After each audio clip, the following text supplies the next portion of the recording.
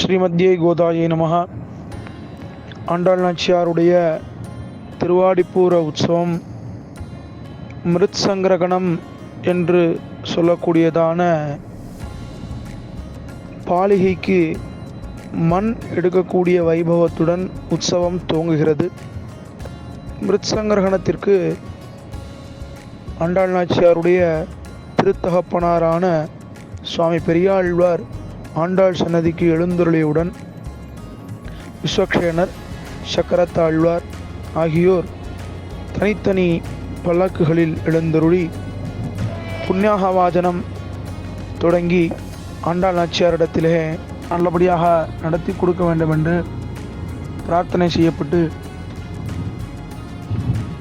தாயார் சன்னதியினுடைய பிரதட்சணமாக சுவாமி பெரியாழ்வார், விஸ்வக்ஷேனர், சக்கரத்தாழ்வார் எழுந்தருளி ஆண்டாள் நாச்சியாருடைய அவதார ஜென்மஸ்தானமாகிய துளசி மூலத்தோ பூம்யாகா என்று தாயார் அவதரித்த திருநந்தவனம் துளசி மாடத்திலே பூசுக்தம், கரணசுக்தம் என்று சொல்லக்கூடியதான மந்திரங்கள் எல்லாம் ஜபிக்கப்பெற்று கணித்திரம் என்று சொல்லக்கூடியதான மண்வெட்டிக்கு பூஜை செய்து வேத மந்திரங்கள் முழங்க பிராமணோத்தமர்களுக்கு தானம் வழங்கி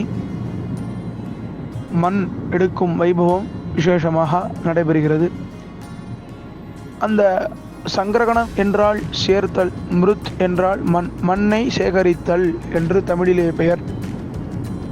அந்த சேகரிக்கப்பட்ட மண்ணை அலங்காரமாக தட்டில் எடுத்துக்கொண்டு மேலவாத்தியங்கள் முழங்க ஸ்தலத்தார் தலையிலே எழுந்தருளச் செய்து பின் பெரியாழ்வார், விஸ்வக்ஷேனர், சக்கரத்தாழ்வாருடன் மேலதாளங்களுடன் ஆண்டாள் சன்னதிக்கு எழுந்தருளுகிறார்.